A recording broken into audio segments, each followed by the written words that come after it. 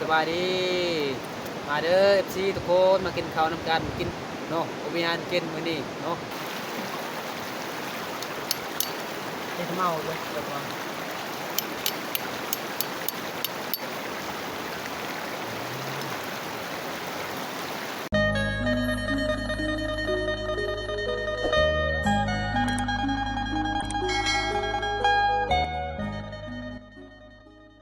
เอาละตอนนี้ประเภทกาสิพาน้องเยี่ยมมองแล้วก็สิเมื่อแล้วบ้านแล้วทุกคนน้องก็หิวข้าวเห็นบ่เพิ่นมาไปกินข้าวก่อนเด้อหิวข้าวบ่ท่าหมู่เลยท่าอายเลยกินข้าวโอ้ยบักหาดิบ่เป็นหยังเนาะเพิ่นหิวข้าวหลายก็ให้เพิ่นกินก่อนประเภทกาอยากได้คลิปถ่ายคลิปก่อนเห็นบ่ธรรมศาสตร์บ้านเฮาประมาณนี้เลยม่วนหลายเนาะทุกคนเนาะ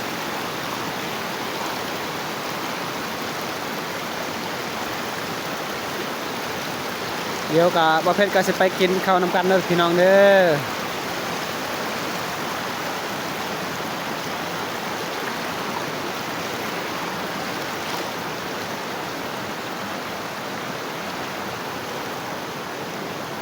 จากน้อยกะเฮาสิมาเบิ่งมองเฮาว่าสิถึกปลาหรือบ่เนาะ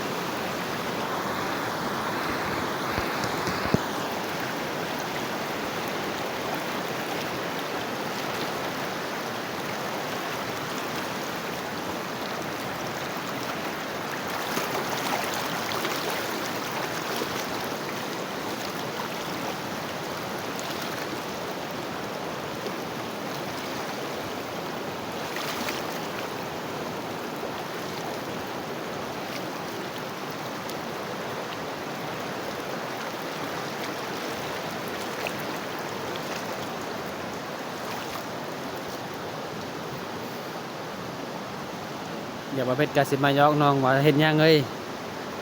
เนาะยอกน้องก่อนทุกคนจับเห็นหยังเอิ้นโอ้เห็นหยังจะร้อยนั่นได้เลี้ยวเอิ้นตายนั่นน่ะจะร้อยล่ะฮะจะร้อยกันเจ้า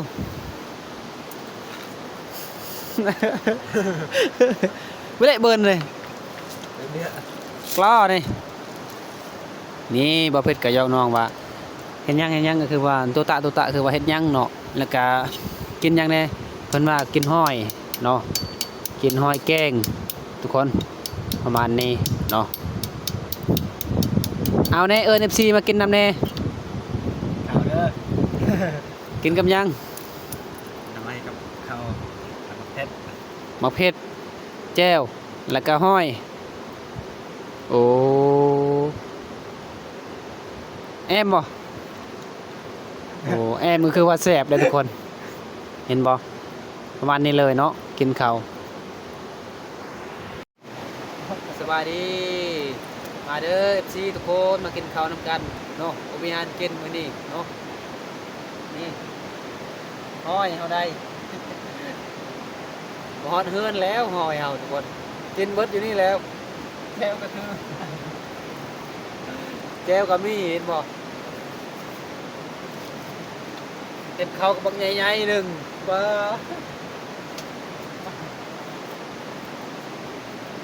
มากินหอยนำกันกินข้าวนำกัน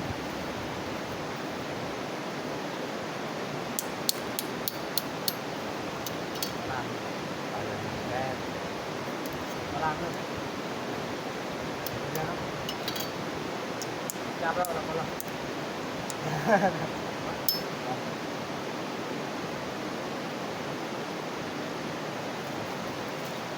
ไปกินอยู่น้ำเด้อสะอาดทุกคน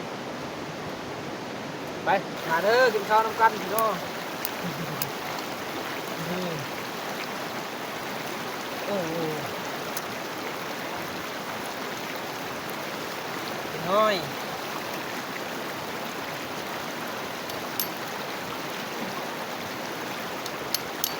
เฮ็ดเมาเลยเดี๋ยวก่อน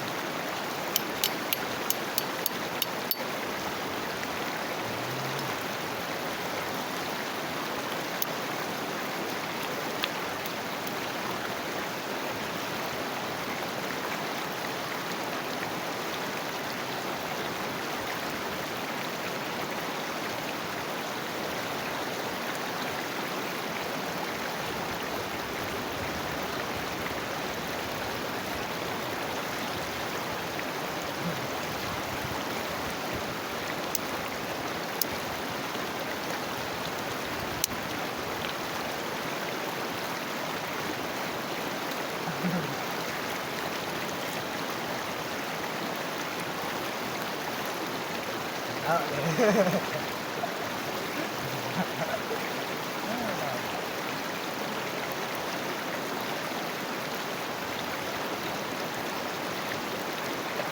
ตาวัดก็คืออย่างนี้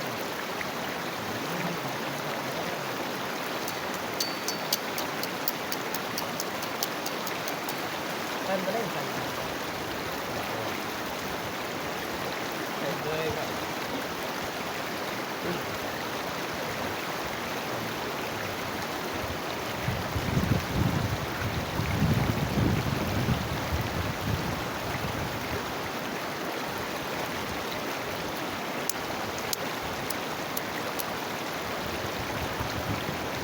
Dạ bơm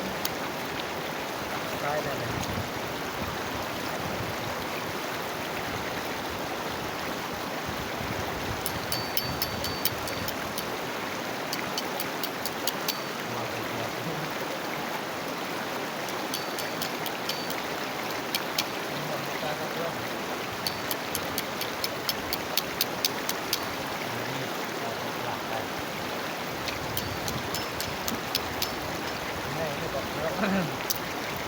nó đâu thì nó dạ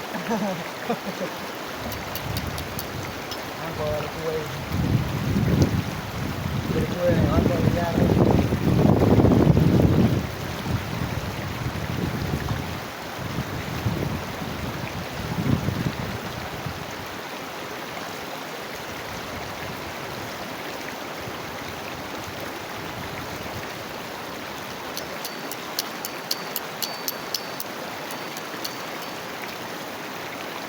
กินหอยดิบเด้อทุกคนเด้อ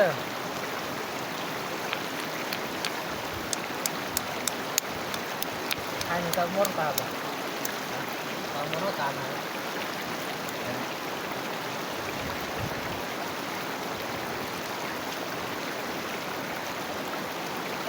nó mầm hả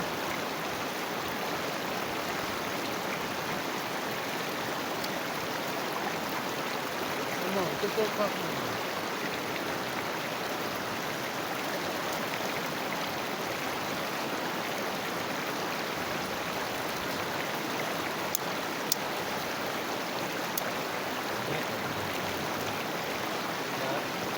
hơn này hơn rồi hết rồi đó được chỗ hơn chỗ tiền là vậy còn thảo cái này là đâu nó nó ăn cũng ngon lắm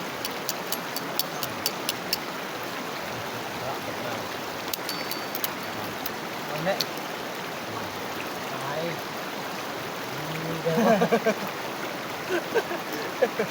cái ai rồi lại mày bây giờ là ba gì nhá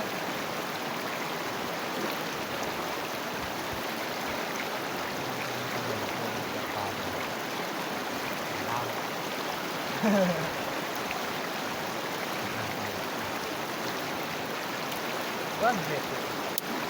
ba quá mệt quá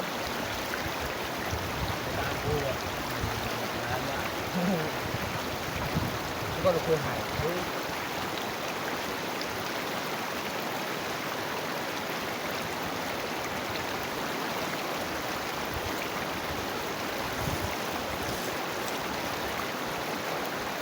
làm lên vươn được hai đó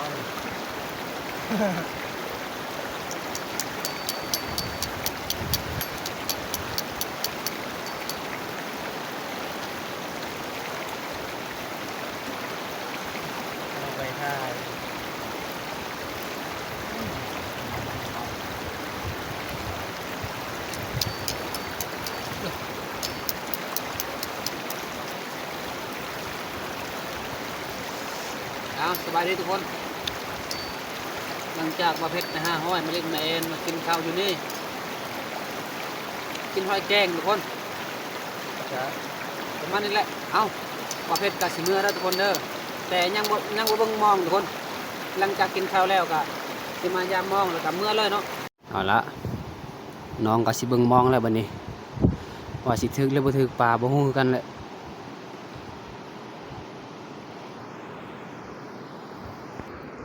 นี่เห็นบ่เห็นถึกเลยทุกคน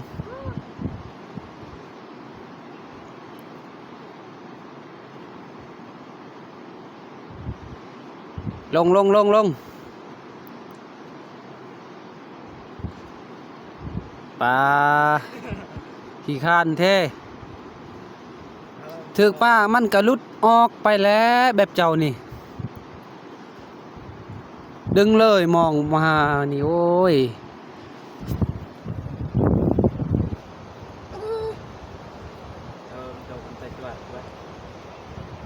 ดิป้าดิ เจ้าลงมันกระทึกนะลงไปนะพี่ข้านมาเนี่ยโอ้ยไปเลยไปสิเบิ่งมองแบบเจ้าเนาะโอ้ยทุกคนตีลงน้ำเลยได้มาเห่าบักใหม่ๆหนึ่งเจ้าก็ลงน้ำกับขี้คานบ่ได้แล้วนี่สุดยอดเลยเห็นบอกทุกคนออกแล้วมันบันทึกแล้วมันหลุดออกจะแล้วจากมองเฮา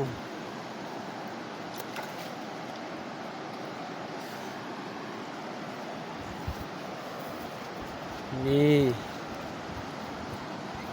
ลงนะเบิ้งก่อนสติอีกว่านี่อะไรกับเมื่อวานว้าทุกคนมาถึกเลยมาถึกแล้วแบบเจ้าใส่มองนี่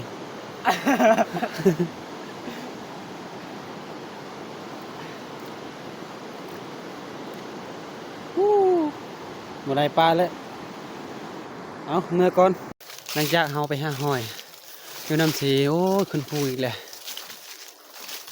ตอนนี้ไก่สิหอดรถหอดแล้วเนาะเมื่อยเดี๋ยวบอกเพชรกะสิให้น้องเงิน5,000 เก็บทุกคนตอนนี้สิไปไสเมื่อเนาะโอ้เมื่อแล้วเจ้าจะไปไสมื้อนี้เมื่อที่ไสมื้อนี้เมื่อห้าห้อยได้บ่บ่ได้โอ้บ่ลายเนาะมันยังอยู่กระเป๋าเจ้าอยู่ตู้ทองเจ้าเครื่องเข้าปลาเอาเงินเอาบ่เงินนี่บ่เอาบ่เงินบ่เอามานี่ก่อนนะโอ้เอาถ่ายคลิปให้ FC เบิ่งก่อนเป็นจังได๋บรรยากาศมื้อนี้ไปมื้อนี้ความสุขมีความสุขหลายบ่มีความสุขแล้วเนาะแต่ว่าได้กินคนเดียวเนาะครอบครัวบ่ได้กินน้ำเนาะลูกเต้าบ่ได้กินน้ำเนาะโอ้สุดยอดหลายถือเข้าไปพร้อมเนาะดูไซส์ติบเข้าเจ้าเบิ้งนี่ทุกคนปลาหมักซิบเลยเจ้านี่เบิ้งอีกหอยเจ้าตอนนี้โอ้แจ้วอีกปลาหมอนี่สุดยอดลายเจ้าเนาะเฉพาะได้หอยลายเลยเอาประมาณนี้แหละทุกคนไปมื้อนี้กับน้องๆกับมีความสุขลายตอนบรรยากาศตอนแรกมื้อนี้ก็คือว่าสิกลับบ้านเอาให้เงิน5,000 กีบเพชรซีปากติดตามไอ้ทองเพชรเด้อปากกดติดตามเด้อซองไอ้ปากเพชรเด้อทองเพชรปากก่อนเอาตอนนี้ก็สิมื้อเลยเนาะบายซีก่อนเนี่ยบายโอเคไปเลยสวัสดีเด้อสวัสดีทุกคนตอนนี้ประเภทก็ขอปิดคลิปกันเด้อประเภทกสิกลับบ้านแล้วเนาะไปเห็นคลิปนี้แล้วขอฝากกดไลค์กดแชร์กดติดตามครับชมมาฟังแต่ต้นจนจบเพื่อกำลังใจให้เบาเพชรให้คลิปต่อไปทุกคนและพอกันใหม่คลิปหน้าทุกคนบ๊ายบายแข่งกัน